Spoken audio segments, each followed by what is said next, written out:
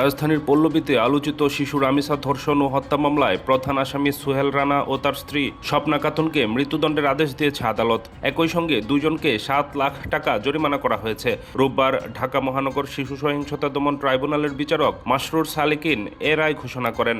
রায়ে উল্লেখ করা হয়, সোহেল রানা শিশু রামিসাকে হত্যার আগে ধর্ষণ করে এটা প্রমাণ মিলেছে। জবানবন্দিতে রামিসাকে ধর্ষণ ও হত্যার সব অপরাধের দায় স্বীকার করেছে সোহেল রানা।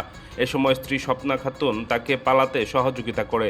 দুজনই একই অপরাধের অপরাধী। একই সঙ্গে আসামিদের যথাযথ শাস্তি না দিলে আদালত ব্যর্থ হবে, তাদের অপরাধ সংশোধনযোগ্য নয় বলেও জানিয়েছে আদালত।